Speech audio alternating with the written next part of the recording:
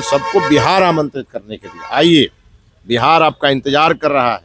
अपने बिहार को संभालिए, बिहार के युवाओं को आगे बढ़ाइए, तो हमारे बच्चे पढ़ेंगे तो बढ़ेंगे। और बढ़ेंगे कैसे? स्टार्टअप के माध्यम से बढ़ेंगे। तो जो प्राइवेट प्रैक्टिस करेंगे वो सरकारी नौकरी में नहीं रहेंगे, और जो सरकारी नौकरी में रहेंगे वो प्राइवेट प्रैक्टिस नहीं करेंगे। तो सरकार का यह जो गैप है डॉक्टरों का, वो अपने आप पूरा हो जाएगा। तो मैं रोहिणी जी को बहुत बधाई दूंगा कि उन्होंने गिद्ध को पहचान लिया और अपने भाई को आगाह कर दिया। सर, आप हैदराबाद जा रहे हैं और बिहार की उन्नति के लिए कुछ स्टार्टअप की बातें चलेगी, वहाँ क्या कैसे होगा ये? देखिए, बिहार के युवाओं का आज सबसे बड़ा मांग कहिए तो शिक्षा और उद्यमिता ही है।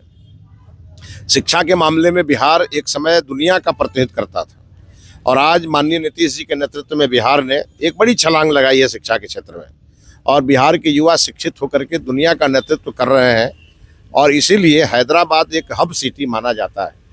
और कल लेट्स इंस्पायर बिहार, जो एक वरिष्ठ IPS ऑफिसर विकास वैभव जी हैं, उन्होंने वहाँ लगभग 1000 से ऊपर जो बिहारी मूल के स्टार्टअप है, चाहे दुनिया में वो जो कर रहे हों, सबको उन्होंने बुलाया है, देश और विदेश के सभी स्टार्टअप को। और उन लोगों के साथ दिन भर की हम लोगों की मैराथन मीटिंग है, कार्यशाला है, और हम लोग जा रहे हैं उन सबको बिहार आमंत्रित करने के लिए। आइए, बिहार आपका इंतजार कर रहा है। अपने बिहार को संभालिए, बिहार के युवाओं को आगे बढ़ाइए, उनका पथ प्रदर्शक बनिए।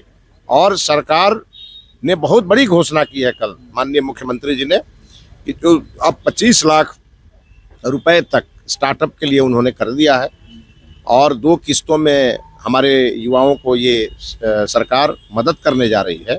तो अब बिहार की सरकार भी उद्योग, उद्यमिता, शिक्षा, इन सब चीज़ों पर बहुत फोकस की हुई है। तो हमारे बच्चे पढ़ेंगे तो बढ़ेंगे।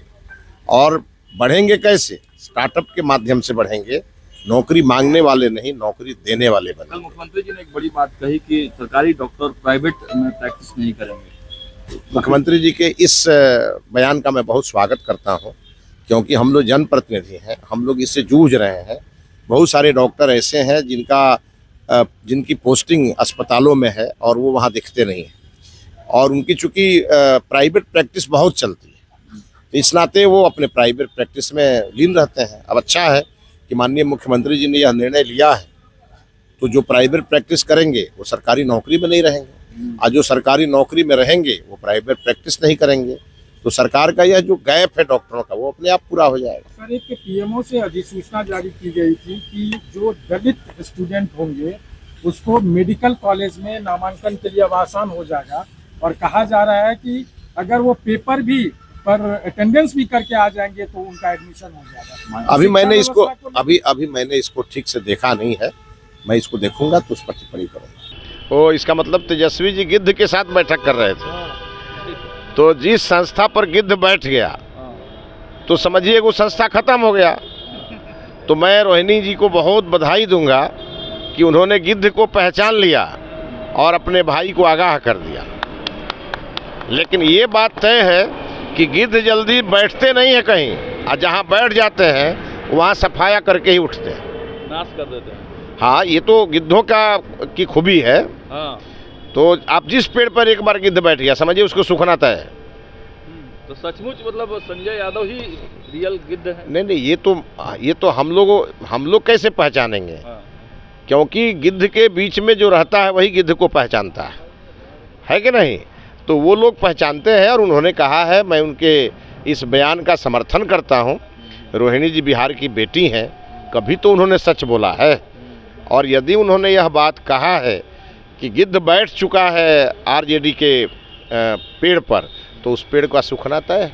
एक चर्चा यह भी चल रही है कि अब तेज प्रताप यादव ही वास्तविक रूप से लालू जी के ओरिजिनल वारिस हैं, तेजस्वी पिछड़ गए हैं। कैसे देखते हैं? ये तो दही चूड़ा में लालू जी ने ही हमको लगता है कि इशारा कर दिया है। तो उनके परिवार का मैटर है, उससे हम लोगों का कोई लेना देना नहीं है। चाहे लालू जी के सुपुत्र तेज प्रताप जी हों, चाहे तेजस्वी जी हों, लालू जी के गुण तो होंगे ही दोनों में। तेज प्रताप के इधर आने की चर्चा खूब जोरों पर है। हमको तो नहीं जानकारी है अभी तक। हम भी पार्टी के एक वरिष्ठ कार्यकर्ता हैं और हमको जानकारी नहीं है। और आपको मैं बताऊं, इधर बहुत सारे लोग हैं, और अभी इस समय किसी की ज़रूरत भी नहीं है।